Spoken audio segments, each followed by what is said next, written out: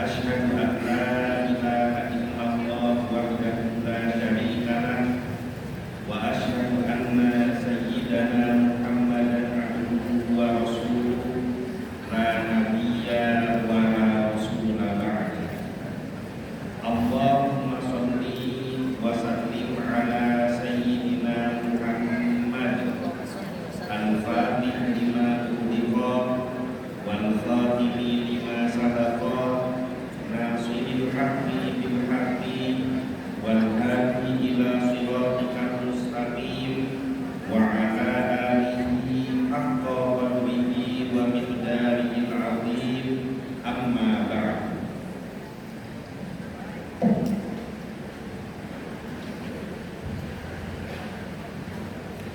Kepada yang saya hormati dan yang saya muliakan, para alim ulama, para kiai, para ustadz, ibu guru ngaji, tokoh masyarakat, kepada yang saya hormati Ketua Dewan Pimpinan Wilayah Kalimantan Barat, Bapak Haji Muhammad Arianto Sabunata.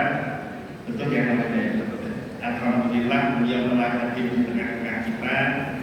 Kepada yang saya hormati Bapak PJ DPD PD Kota Singkawang, Bapak Javin. Kepada yang saya hormati Ketua Masjid Raya Singkawang. Kepada yang saya muliakan perwakilan dari Kementerian Agama Kota Singkawang, dalam hal ini diwakili oleh Kasih Humas Islam. Kepada yang saya hormati Bapak Kapolres Kota Singkawang, dalam hal ini diwakili oleh Bapak Kapolres.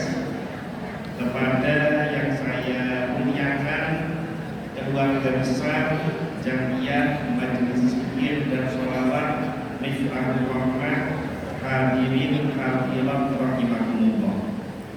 Mudah-mudahan perjumpaan kita pada siang hari ini menjadi wasilah penyebab terkabulnya semua hajat kita, terhapusnya semua dosa-dosa kita, dan kita termasuk dalam golongan umat yang mendapatkan syafaat dari Nabi Muhammad sallallahu alaihi wasallam. Karena melihat situasi ibu-ibu yang di belakang kepalanya ditinggikan, saya khawatir lehernya terkilir, jadi saya mohon izin saya berdiri. Kasihan yang di belakang. Nah, sekarang berdiri semua kan? Hadirin hadirat yang dimuliakan oleh Allah, siang hari ini merupakan hari yang sangat menggembirakan untuk saya, karena hari ini merupakan yang kedua kalinya saya hadir di Masjid Raya Singkawang ini. Kalau dulu saya datangnya malam hari, alhamdulillah sekarang datangnya siang hari. Apa bedanya malam dan siang, Ustaz? Waktu malam kondisi gelap, tidak bisa lihat kanan dan kiri. Tapi begitu datang dalam waktu siang, saya bisa menyaksikan bahwa ternyata Kota Singkawang tidak hanya namanya saja yang kota toleransi, tetapi ternyata fakta dan keadaan yang nyata menunjukkan bahwa Kota Singkawang menunjukkan penduduknya penduduk yang menjaga toleransi dengan baik. Di sini ada masjid yang megah, di depan ada kelenteng yang megah, berdampingan dengan baik, tanpa saling menjatuhkan, tanpa saling memusuhi, tanpa saling memfitnah, semuanya bergandengan dalam rangka ini membangun negara kesatuan Republik Indonesia, baldatun thayyibah wa rabbun ghafur. Ini sejalan dengan apa yang disampaikan oleh Allah Subhanahu wa taala di dalam Al-Qur'an, ya ayyuhan nas inna khalaqnakum min dzakarin wa unsa wa ja'alnakum syu'uban wa qabaila lita'arafu. Wahai manusia, sesungguhnya engkau telah kami ciptakan dari golongan laki-laki dan perempuan. Kami jadikan engkau berbangsa-bangsa dan bersuku-suku. Tujuannya tiada lain hanya satu, yaitu lita'arafu, saling mengenal antara yang satu dengan yang lainnya. Allah tidak memandang apa jabatanmu, Allah tidak sosialmu. Allah tidak memandang apa latar belakang dan status sosialmu, tetapi yang paling mulia di sisi Allah, inna akramakum indallahi atqakum. Sesungguhnya yang paling mulia di sisi Allah adalah orang-orang yang menjaga ketakwaannya kepada Allah. Kalau dia diamanai sebuah jabatan, dia gunakan jabatan itu untuk menolong agama Allah. Kalau dia diamanai dengan harta yang melimpah, dia gunakan harta itu untuk menolong agama Allah. Semua yang dianugerahkan kepada dirinya pada Allah, semuanya digunakan untuk kepentingan agama Allah. Inilah yang ditunjukkan nampak di kota Singkawang. Berbagai macam golongan, berbagai macam latar belakang, berbagai macam suku bangsa berkumpul menjadi satu di dalam masjid yang dimuliakan oleh Allah. Tadi sama-sama kita menyembah kepada Allah, sama-sama kita sholawat kepada Nabi Muhammad Sallallahu Alaihi Wasallam. Hadirin hadirat yang dimuliakan oleh Allah, hari ini kita berkumpul adalah dalam rangka memperingati sebuah peristiwa yang sangat agung, yaitu Isra wal Mi'raj Nabi Muhammad Sallallahu Alaihi Wasallam.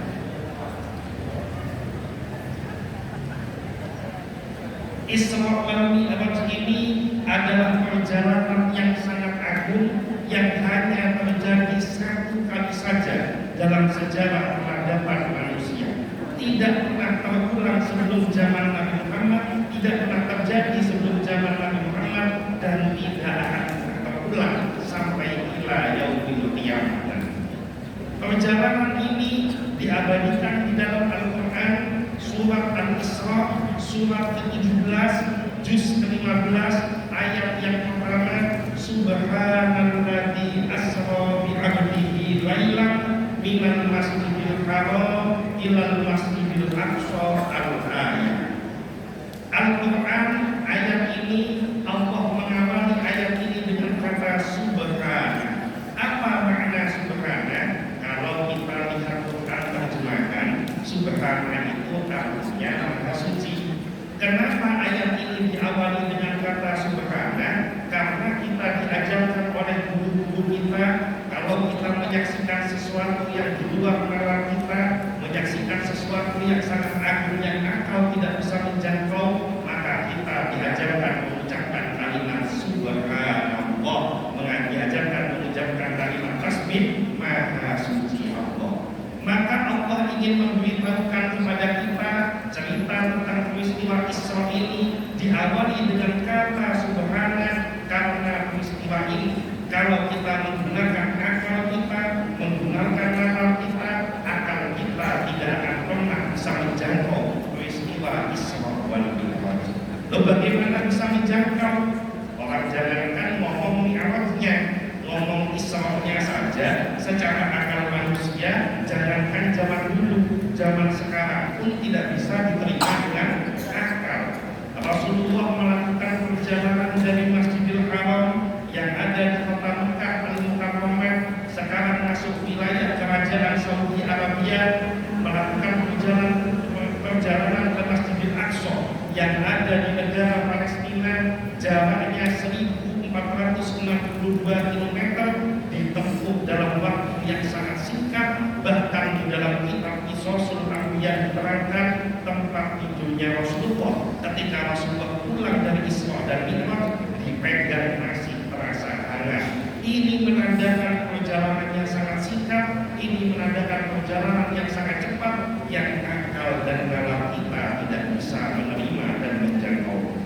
Maka untuk memahami peristiwa ini, jangan pakai akal kita, karena akal manusia terbatas. Jangan menggunakan logika kita, karena logika kita ada batasannya. Kita harus mengedepankan logika ilahiyah lebih dahulu daripada logika insaniah. Dahulukan logika ketuhanan, baru gunakan logika manusia.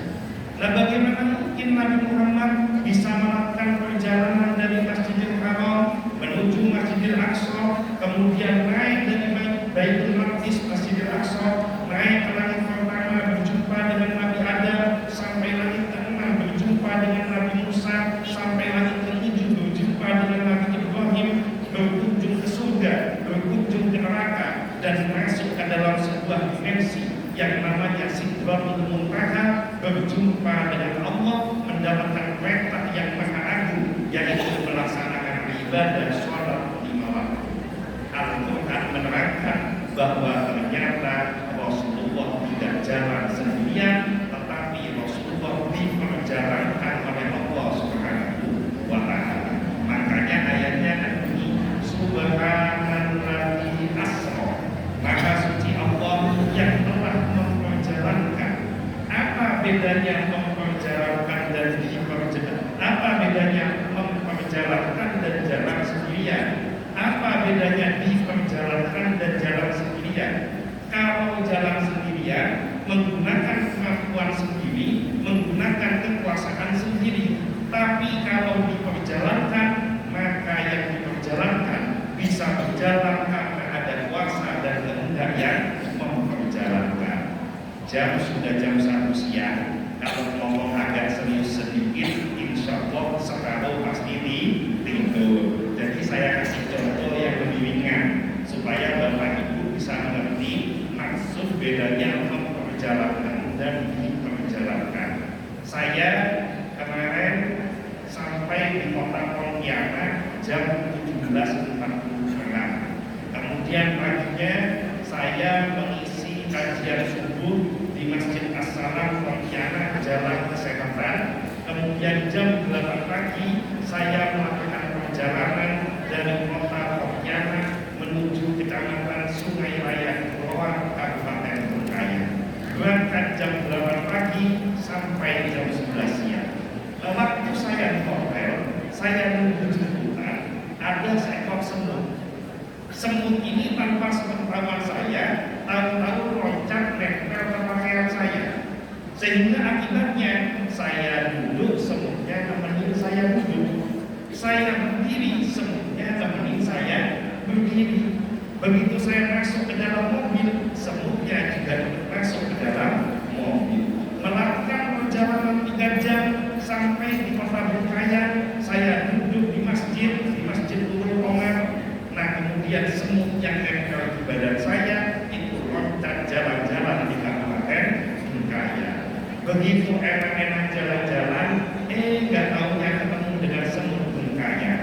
Akhirnya kenalanlah kedua semut itu. Assalamualaikum. Waalaikumsalam. Saya udah pernah kegiatan kamu. Kamu bukan semut Bengkayang ya? Iya, saya bukan semut Bengkayang. Saya itu semut Pontianak. Kamu kok jauh sekali dari Pontianak bisa jalan ke Bengkayang? Memang kamu menempuh perjalanan berapa lama? Kamu melakukan perjalanan berapa minggu, berapa bulan? Dengan sombongnya, dengan bangganya, semut Pontianak mengatakan, saya dari Pontianak menuju kota Bengkayang cukup melakukan perjalanan 3 jam. Menurut akal semut, menurut kemampuan semut, menurut logika semut, ini tidak masuk akal. Bagaimana mungkin semut Pontianak bisa jalan-jalan nyampe ke Bengkayang hanya dalam waktu 3 jam? Tapi faktanya, kenyataannya, semut Pontianak memang jalan-jalan hanya waktunya 3 jam. Kenapa kok bisa 3 jam? Karena ternyata semut Pontianak bukan jalan sendirian, tetapi semut Pontianak nempel sama manusia yang sedang melakukan perjalanan dari Pontianak menuju Kabupaten Bengkayang. Begitulah logika Isra wal Mi'raj Nabi Muhammad SAW. Beliau bukan berjalan dengan kekuasaannya sendiri, beliau bukan berjalan dengan kemampuannya sendiri, tetapi beliau diperjalankan oleh Allah Subhanahu wa Ta'ala atas kehendak dan kekuasaannya. Kalau Allah sudah berkehendak, sesuatu yang tidak mungkin bisa berubah menjadi mungkin. Kalau Allah sudah berkehendak, sesuatu yang tidak bisa akan berubah menjadi bisa.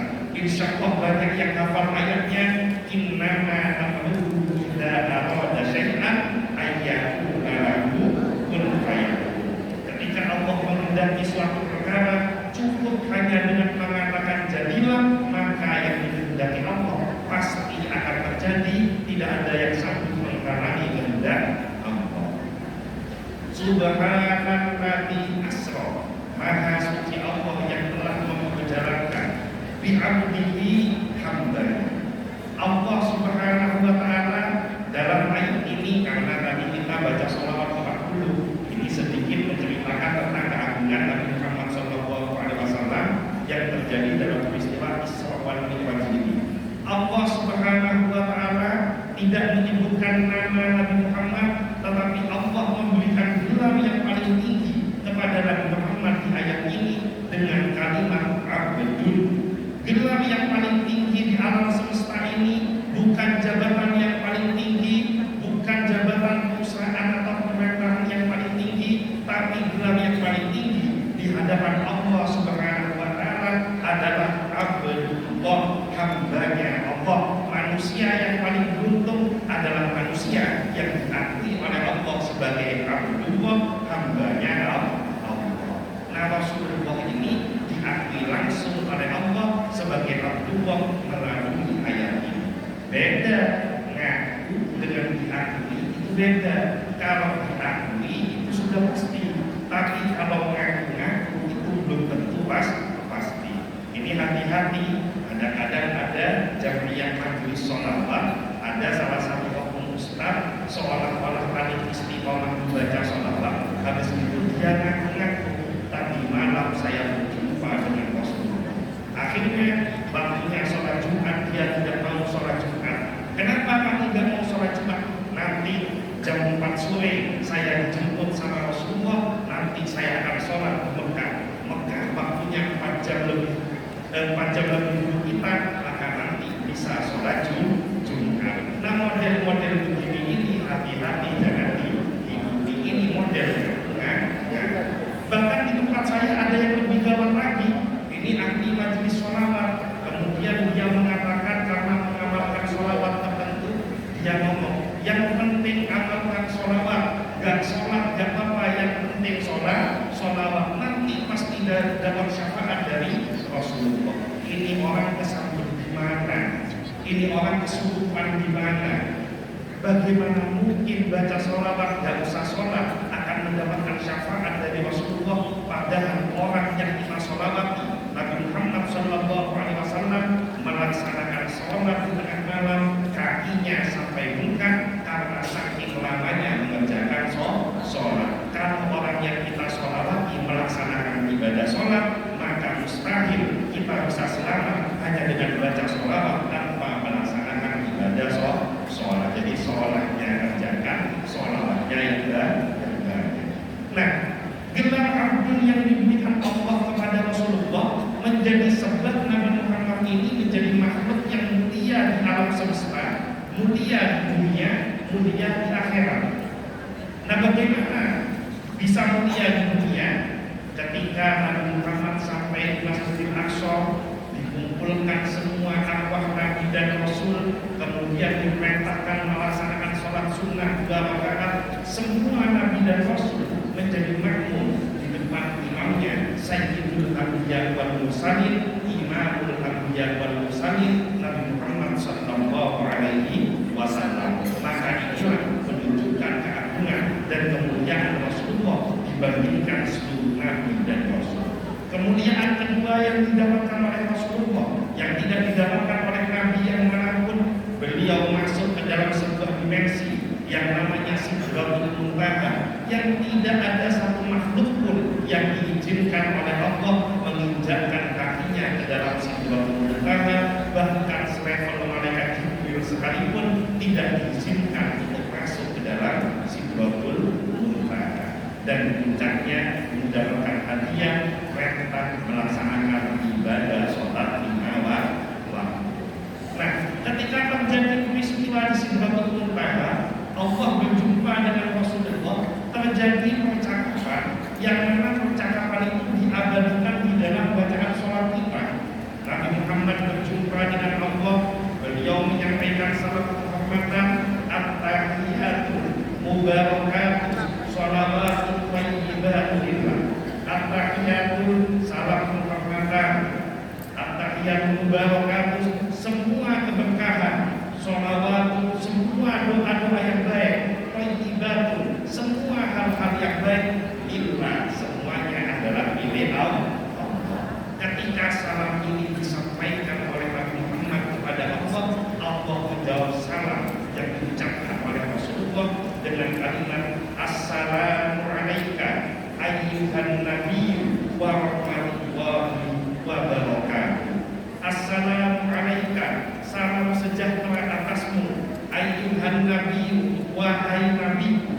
Ini kalimat penghargaan Allah kepada Rasulullah. Di dalam Al-Quran, Allah kalau memanggil nama Nabi itu dipanggil langsung namanya. Manggil Nabi Adam, ya Adam. Manggil Nabi Nuh, ya Nuh. Ya Ibrahim, ya Musa, ya Isa. Tapi khusus memanggil Nabi Muhammad SAW, beliau tidak disebutkan di dalam Al-Quran dengan kata ya Muhammad, tetapi Allah memanggil Nabi Muhammad di dalam Al-Quran dengan kata ya ayyuhan nabi.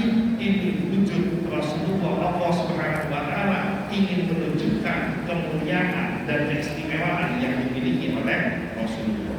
Assalamu alaika ayyuhan nabi, salam sejahtera atasmu wahai nabiku, wa rahmatullahi, segala rahmat milik Allah, wa barakatuh, segala keberkahan milik Allah, semuanya dilimpah curahkan sepenuhnya kepada wahai nabiku Muhammad sallallahu alaihi wasallam.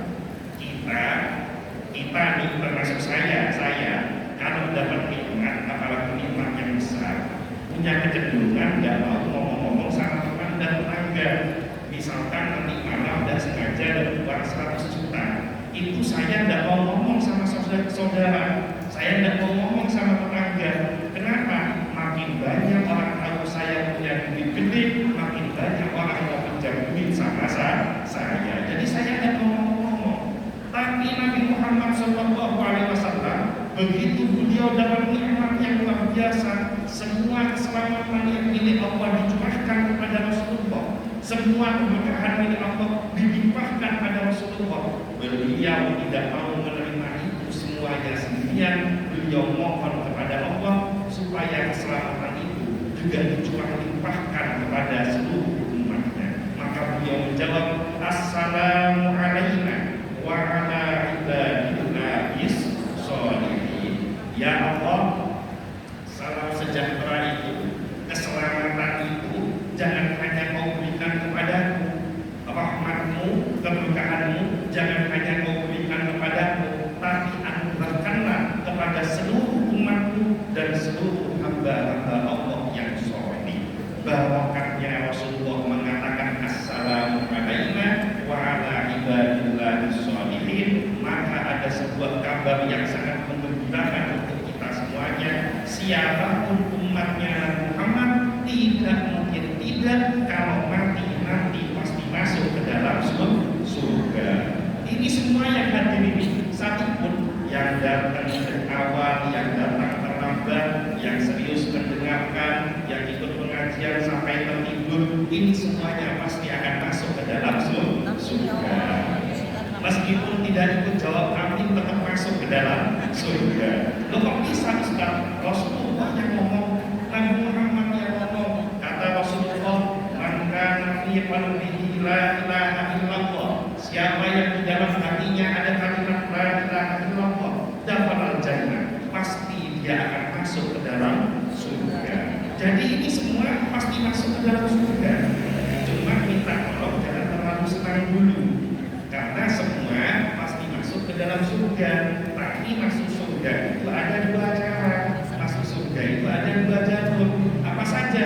Yang pertama jalur minal langsungin, yang kedua jalur minal makfirin. Apa bedanya minal langsungin dan minal makfirin? Ada penduduk kota Singkawang beragama Islam, sholat 5 waktunya bagus, bulan Ramadan puasa dikerjakan dengan sempurna, yang perempuan kalau ada halangan diqadha sesegera mungkin, ketika harta mencapai nisab dan kalunnya zakatnya dibayarkan, punya kemampuan ibadah haji dan umroh berangkat melaksanakan ibadah, senang menolong tetangganya, senang menolong saudaranya, senang berzikir, senang berbakti kepada kedua orang tuanya. Ketika mati kebaikannya lebih banyak daripada keburukan, maka orang ini masuk kategori iman langsungin, masuk langsung ke dalam surga. Tapi ada lagi umat Islam dulu kota Singkawang, sholat 5 waktu bolong-bolong. Ramadan nggak pernah puasa. Zakat ketika hartanya sampai nisab dan haul, zakatnya nggak mau dibayar. Peliknya orang satu kota Singkawang dikumpulin jadi satu di dia. Berangkat ibadah haji, padahal punya kemampuan, tidak mau berangkat melaksanakan ibadah haji. Kalaupun dia mau berangkat, begitu pulang tetangganya tidak mengambil haji, dia marah karena ongkos berangkat haji terasa mahal. Nah, orang model seperti ini, kemudian dia durhaka kepada kedua orang tua, dolim kepada saudaranya, dolim kepada tetangganya, menjadi pedagang suka berlaku curang, menjadi pengusaha suka menipu orang, melakukan perbuatan yang dimurkai oleh Allah, mati keburukannya lebih banyak daripada kebaikannya. Tidak ada kebaikan apapun kecuali hanya modal satu, la ilaha illallah, tetap masuk surga, tapi melalui jalur al-maghfirin. Mampir dulu, mampir kemana Ustaz? Mampir masuk ke dalam neraka. Tanggung jawab dulu dengan semua dosa-dosa yang dia perbuat di dunia, belum sempat tobat mati, dibersihkan dosa-dosanya, dicuci bersih. Setelah dosa-dosanya bersih, kemudian oleh Allah diangkat dari neraka, siap masuk ke dalam surga. Sebelum masuk ke dalam surga, mandi dulu di sebuah telaga dekat surga, badannya yang hancur lebur karena mengalami siksaan neraka kembali pulih, kembali utuh. Yang laki-laki kembali tampan, bahkan lebih tampan daripada hidup di alam dunia. Yang perempuan kembali cantik, bahkan lebih cantik daripada hidup di alam dunia. Siap masuk ke dalam surga, sampai di depan pintu surga, gerbang surga, di kepalanya dikasih stempel tertulis jahannamiyin. Apa itu jahannamiyin? Alumni neraka jahannam. Itu saya ngebayangin, umpama aku ini dari, kalau misalkan saya ini masuk kategori minal maghfirin, naudzubillah, habis itu di kepala ada stempel jahannamiyin, itu masuk ke surga, saya senangnya setengah mati. Tapi ketika berjumpa dengan para kekasih Allah, berjumpa dengan min ibadillah sholihin, berjumpa dengan orang-orang yang wafat di jalan Allah, berjumpa dengan para nabi dan rasul, rasa-rasanya selama di surga saya tidak berani mengangkat kepala saya karena saya malu ada stempel alumni di atas dari saya. Maka mudah-mudahan kita semua ini termasuk golongan min ibadillah sholihin, tidak hanya mendapatkan kepastian masuk ke dalam surga, tetapi kita juga mendapatkan kepastian selamat dari siksa api neraka. Subhanalladzi asra bi 'abdihi, lanjutannya apa? Laila. Ada yang tahu apa artinya Laila? Kenapa Al-Quran mengangkat kata malam? Bahkan di dalam Al-Quran ini kata malam sering disebut daripada kata siang. Bahkan di dalam Al-Quran ada satu surat yang namanya surat malam, yaitu surat Al-Lail. Kenapa kata malam ini disebut spesifik di dalam Al-Quran? Ternyata dalam ilmu Islam, waktu malam ini adalah waktu yang sangat mulia. Banyak peristiwa-peristiwa penting, banyak ibadah-ibadah penting yang terjadi dan dikerjakan pada waktu malam hari. Al-Quran turun dari kekuasaan Allah, turun ke Baitul Izzah, itu turun terjadi pada malam Lailatul Qadar. Dari Baitul Izzah turun wahyu pertama kepada Rasulullah, itu terjadi pada malam 17 Ramadan yang kita kenal dengan peristiwa Nuzulul Quran. Nabi Muhammad diangkat menjadi Nabi dan Rasul, turun wahyu pertama terjadi waktu malam hari. Nabi Muhammad hijrah dari Mekah ke Madinah, perjalanannya dimulai pada waktu malam hari. Peristiwa Isra wal Mi'raj terjadi pada waktu malam hari. Ibadah sunnah, sholat sunnah banyak, tapi ada satu sholat yang disebutkan di dalam Al-Quran, wa minal laili fatahajjat bihi nafilatan lak asa an yab'asa rabbuka maqaman mahmuda. Sholat sunnah tahajud yang satu-satunya disebutkan di dalam Al-Quran itu dikerjakan malam hari. Bahkan besok Ramadan kita ada satu sholat sunnah, itu cuma ketemu di bulan Ramadan. Kalau di bulan Ramadan tidak ketemu sholat sunnah ini. Sholat sunnah apa? Tarawih. Sholat sunnah tarawih, sholat yang luar biasa.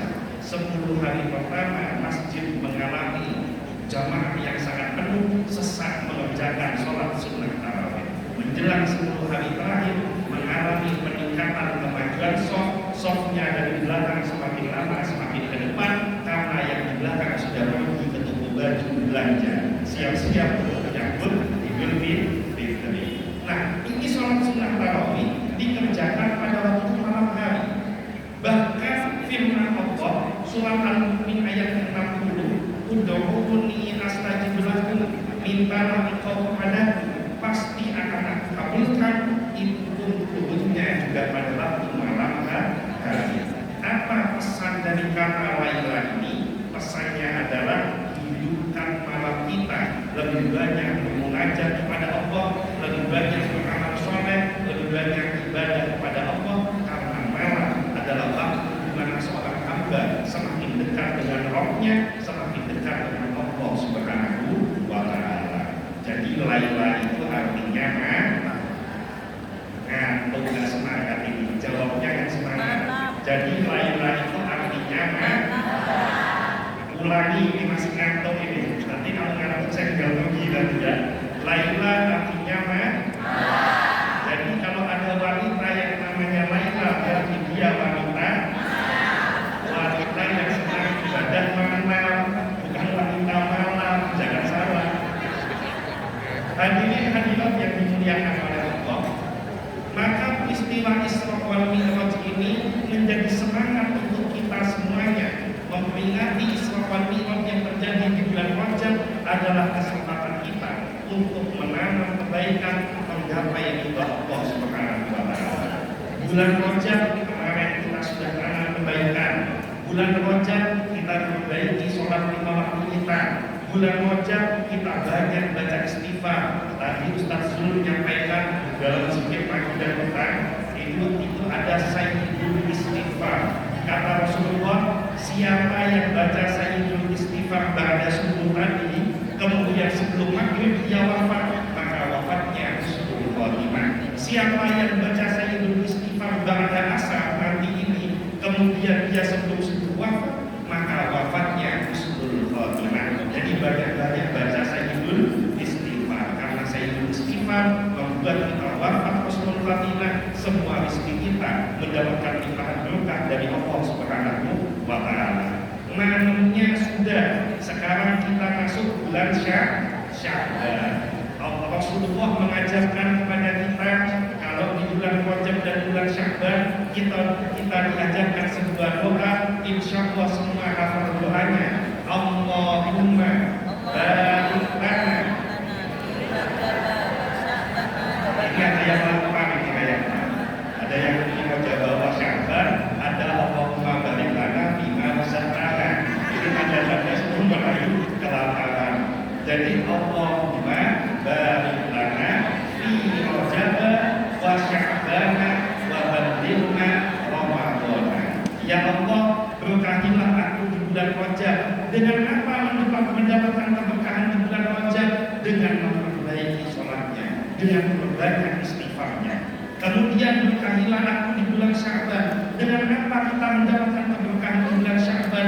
Dengan memperbanyak sholawat kepada Nabi Muhammad sallallahu alaihi wasallam.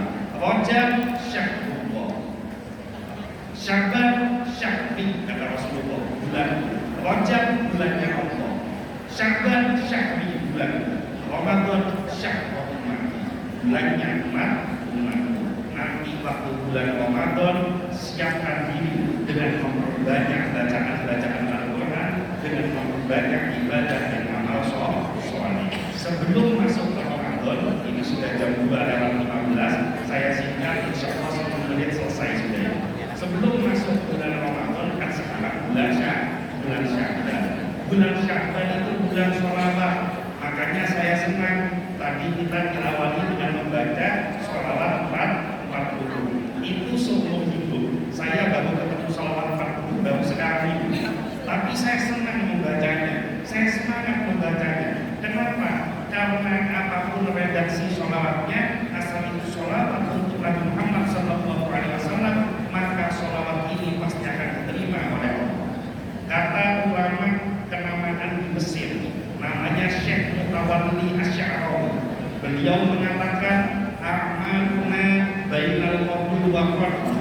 Setiap amal kebaikan kita akan dihadapkan dalam dua perkara, akan dihadapkan dalam dua kemungkinan diterima dan kemungkinan ditolak. Saya mengerjakan ibadah sholat 5 waktu. Kalau kita semua sholatnya niatnya karena Allah, maka sholatnya pasti diterima oleh Allah.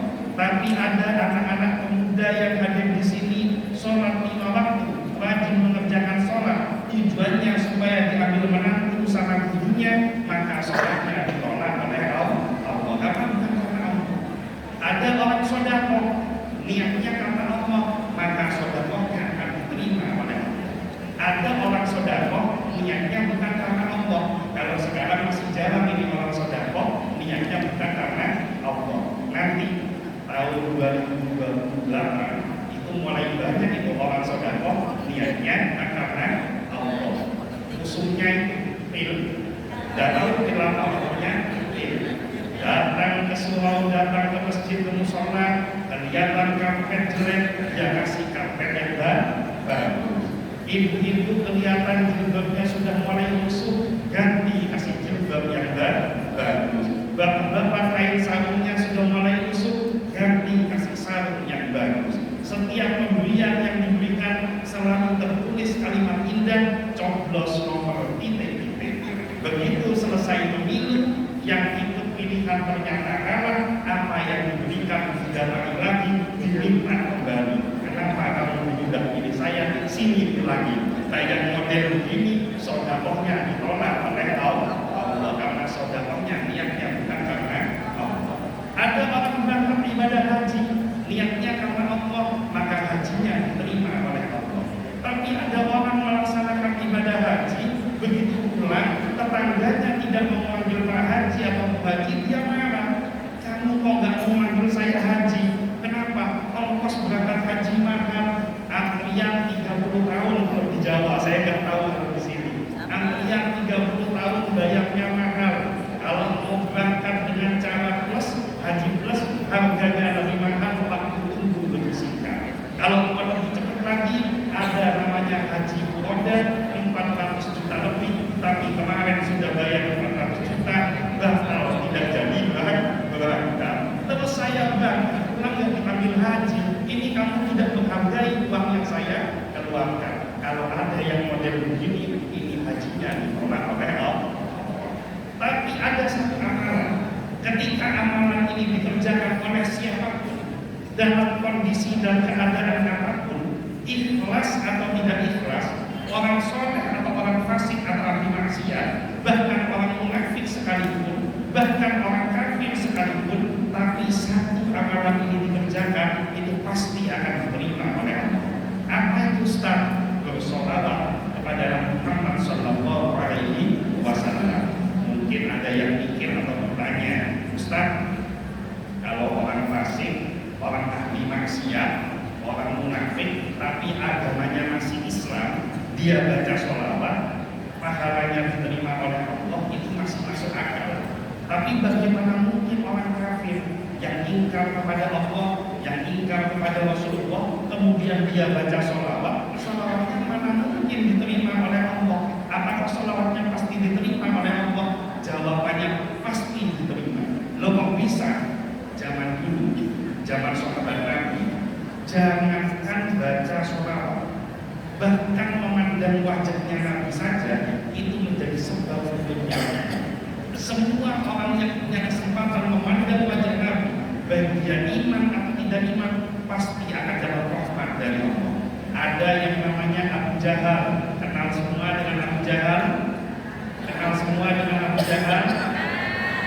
Ini yang ngomong kenal ini kenal gimana sama Abu Jahal? Abu Jahal ini jelas musuhnya Allah. Semua anak-anak yang tahu kalau Abu Jahal itu adalah musuhnya Rasulullah, selalu menghalang-halangi dakwah Rasulullah, bahkan berperang memusuhi Rasulullah. Tetapi karena matanya punya kesempatan memandang wajah mulia Rasulullah, Allah beri rahmat kepada Abu Jahal, anaknya Abu Jahal yang namanya Ikrimah bin Abu Jahal radhiyallahu anhu, sahabat Nabi yang dicintai oleh Allah dan Abu Jahal ini tetap masuk neraka, tapi karena matanya memandang Rasulullah, dikasih anak yang beriman kepada Allah dan Lahab? Kenal sama Abu Lahab? Mau jawab kenal pakai bertanya kenal gimana lagi? Mau jawab gak kenal lagi tiap hari baca tabbat siaga Abu Lahab wata. Abu Lahab ini adalah orang yang pasti masuk neraka, tidak mungkin tidak. Kok bisa? Al-Quran yang ngomong tabbat siaga Abu Lahab wata.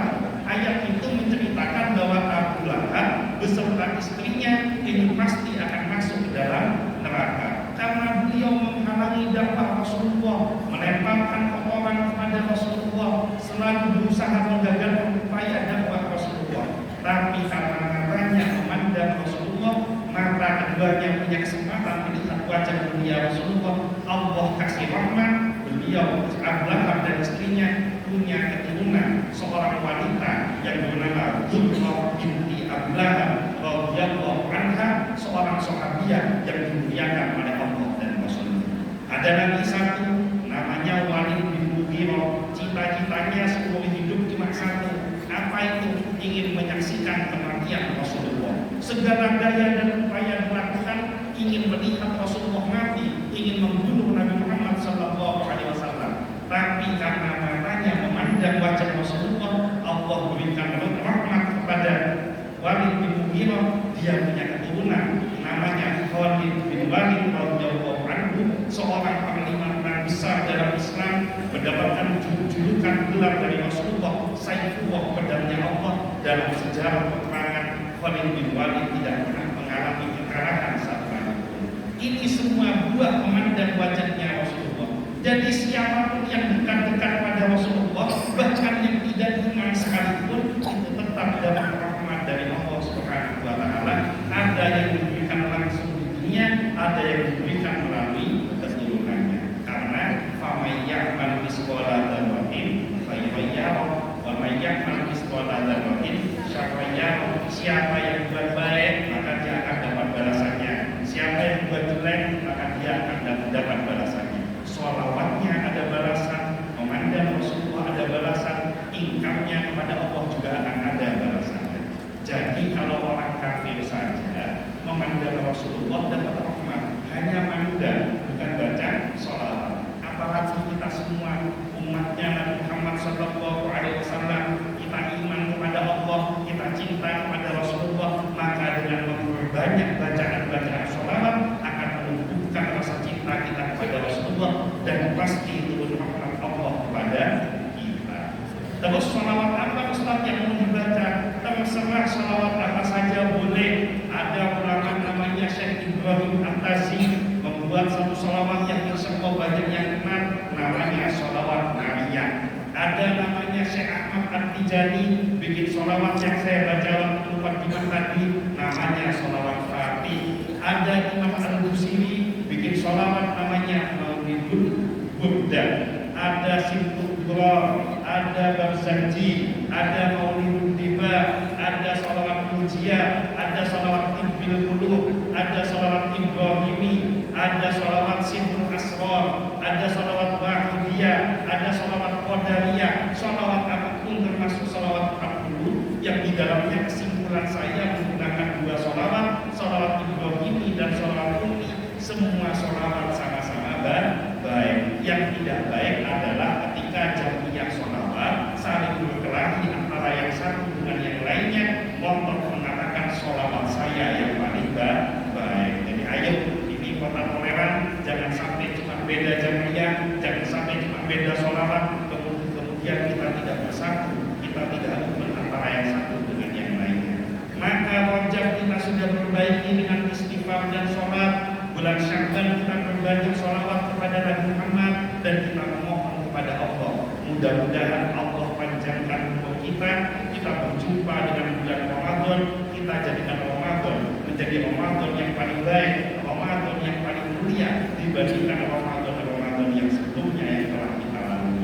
Mudah-mudahan semua yang hadir pada siang hari ini diberikan kesempatan oleh Allah Subhanahu wa Ta'ala berjumpa dengan bulan Ramadan, mendapatkan keberkahan yang baik di bulan Ramadan, keluarganya mendapatkan rahasia kebaikan di bulan Ramadan, anak keturunannya mendapatkan keselamatan baik di dunia maupun di akhirat, semuanya mendapatkan syafaat dari Nabi Muhammad sallallahu alaihi wasallam.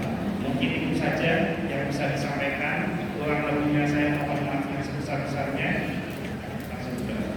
Kita tutup dengan doa, mudah-mudahan apa yang kita panjatkan pada siang hari ini dikabulkan oleh Allah Subhanahu wa taala. A'udzubillahi minasyaitonir rajim. Bismillahirrahmanirrahim. Hamdan yuwafi ni'amahu wa yukafi mazidah. Ya Rabbana lakal hamdu kama yanbaghi li jalali wajhikal karim wa 'azimi sultanik. Allahumma shalli 'ala sayyidina Muhammadin sholatan tunjina min jami'il ahwal wal afat wa taqdilana minha jami'al hajat wa tutahhiruna minha min jami'is sayyi'at wa tarfa'una minha indaka 'ala darajat wa tuballighuna minha aqsal ghayat min jami'il khairati fil hayati wa ba'dal mamat. Ya Allah, ya Tuhan kami, terima kasih atas segala nikmat iman dan Islam yang telah Kau anugerahkan kepada kami. Berikanlah kami anugerah keistiqomahan di dalam ketaatan kepadamu, istiqomahkan kami dalam ibadah kami, istiqomahkan kami dalam amal soleh kami. Ya Allah, siapapun yang hadir pada siang hari ini di Masjid Raya Singkawang ini, ya Allah, yang saat ini sedang diuji dengan kesulitan ekonomi, yang saat ini sedang diuji dengan hutang yang menumpuk, maka melalui majelismu yang mulia ini, ya Allah, berikanlah pada kami semua rezeki yang banyak, barokah dan melimpah, rezeki yang bisa memberikan kemampuan kepada kami untuk melunasi seluruh hutang-hutang kami. Ya Allah, siapapun yang hadir hari ini, yang saat ini sedang diuji dengan penyakit, baik dirinya maupun keluarganya, maka melalui majelismu yang mulia ini, ya Allah, berikanlah kesembuhan dan kesehatan yang sempurna untuk kami semua.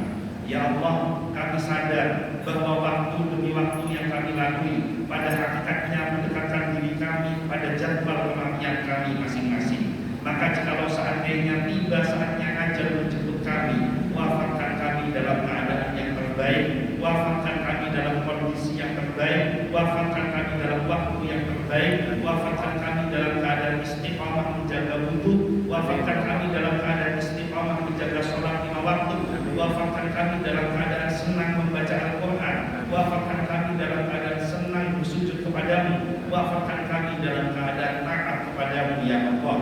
Ya Allah, ampunilah segala dosa dan kesalahan kami, baik yang kecil maupun yang besar, baik yang sengaja maupun yang tidak disengaja. Ya Allah, jika seandainya ada di antara kami yang hadir pada siang hari ini, di masa lalunya pernah melakukan dosa-dosa besar, pernah syirik, pernah makan riba, pernah berzina, pernah melakukan perbuatan-perbuatan yang Kau murkai, ya Allah, maka melalui majelismu yang mulia ini, ampunilah segala dosa dan kesalahan kami. Jadikan kami semua keluar dari masjid ini, kami semua keluar dari majelis ini dalam keadaan bersih tanpa dosa. Ya Allah, ampunilah segala dosa dan kesalahan kedua orang tua kami. Siapapun yang hadir hari ini, yang orang tuanya masih hidup, ya Allah, ampunilah dosa dan kesalahan kedua orang tua kami. Panjangkan umurnya, sehatkan badannya, bahagiakan hatinya, wafatkan dalam keadaan husnul khatimah. Ya Allah, siapapun yang hadir pada siang hari ini, yang orang tuanya sudah wafat, saat ini berada di alam kubur sedang mengalami siksa kubur, maka melalui majelismu yang mulia ini, ya Allah, ampunilah dosa dan kesalahan kedua orang tua kami. Angkat siksa kuburnya, jadikan kuburannya menjadi raudhah min riyadil jannah, jadikan kuburannya menjadi taman-taman surga. Masukkan orang tua kami ke dalam surga-Mu, ya Allah. Kumpulkan kami kelak bersama kedua orang tua kami, berjumpa bersama Nabi Muhammad SAW di dalam surga-Mu, sebagaimana Kau kumpulkan kami di alam dunia ini, ya Allah. Ya Allah, siapapun yang hadir hari ini, yang diuji dengan pasangan hidup yang durhaka kepadamu, malas taat dan ibadah kepadamu, suami yang zalim kepada istrinya, istri yang durhaka kepada suaminya, maka melalui majelismu yang mulia ini, ya Allah, lembutkanlah hati pasangan hidup kami, berikanlah hidayah kepada pasangan hidup kami, dan tambahkan hati kami dalam menghadapi buruknya akhlak pasangan hidup kami. Ya Allah, siapapun yang hadir hari ini, yang diuji dengan anak-anak yang durhaka kepada kedua orang tuanya, yang senang menyakiti hati kedua orang tuanya, yang senang membentak kedua orang tuanya, yang senang melukai hati kedua orang tuanya, maka melalui majelismu yang mulia ini, ya Allah, berikanlah hidayah kepada anak keturunan kami. Jadikan anak-anak kami anak yang solih dan solihah, anak-anak yang berbakti kepada kedua orang tuanya, anak-anak yang kuat menjaga akidahnya, anak-anak yang istiqomah istiqomah menjaga sholat lima waktunya, anak-anak yang solih, anak-anak yang telah mengantarkan kami menuju surga ya Allah. Kami berdoa dan memohon hanya kepadamu. Kami yakin bahwa setiap doa yang kami panjatkan pasti akan Kau kabulkan. Allahumma jamilna bil afiyati wassalam wa haqqina bit taqwa wal istiqamah wa a'idna min mujibatil adamah innaka sami'ud du'a. Rabbi fa'fa'na bi barakatihim wa hdina husna bi rahmatihim wa ahitsna fi tariqatihim wa mu'afatin minal fitani. Allahumma barik lana fi Rajab wa Sya'ban wa ballighna Ramadan. Allahumma barik lana fi Rajab wa Sya'ban wa ballighna Ramadan. Allahumma barik lana fi Rajab wa Sya'ban wa ballighna Ramadan. Rabbana atina fid dunya hasanah wa fil akhirati hasanah wa qina adzabannar. Subhana rabbika rabbil izzati amma yasifun wa salamun alal mursalin walhamdulillahi rabbil alamin. Al-Fatihah. A'udzu billahi minasyaitonir rajim. Alhamdulillahi rabbil alamin arrahmanir rahim maliki yaumiddin. Iyyaka na'budu wa iyyaka nasta'in ihdinas siratal mustaqim siratal ladzina an'amta 'alaihim ghairil maghdubi 'alaihim waladdallin. Sebelum saya tutup, saya baru ingat yang pertama, nanti minta tolong data mu'allaf yang tadi dicatat itu nama-namanya siapa, jangan sampai hilang. Karena saat ini saya sedang menulis sebuah buku Ustaz. Insya Allah dalam 2-3 bulan ini selesai. Buku itu panduan dasar pelaksanaan ibadah sholat. Jadi fikih sholat. Nah insya Allah nanti akan saya hadiahkan sama malam yang tadi mendapatkan hadiah tadi. Tapi minta tolong jangan hilang nama-namanya tadi itu ya. Nah kemudian yang kedua, saya mengucapkan terima kasih yang sebesar-besarnya. Yang pertama kepada Bapak Haji Arianto yang telah memfasilitasi saya hadir di tempat ini. Alhamdulillah, mudah-mudahan semua diganti oleh Allah dengan rezeki yang lebih baik dan barokah. Semua teman-teman DPD inti Singkawan yang dikomandani oleh Bapak Haji Jamil selaku PJ, dan juga kepada keluarga besar Ibu Haji Aman yang telah memberikan kontribusi yang luar biasa kepada kami semua di sini. Mudah-mudahan semua kebaikan yang mendukung kegiatan safari dakwah ini diganti oleh Allah Subhanahu wa Ta'ala dengan rezeki, dengan ganti yang jauh lebih baik dan lebih barokah. Mungkin itu saja, kurang lebihnya mohon maaf. Karena saya orang Bondowoso, saya tutup dengan pantun bahasa Madura. Kecek waktu delmiran, salah nopot nyokon sapora. Kurang lebihnya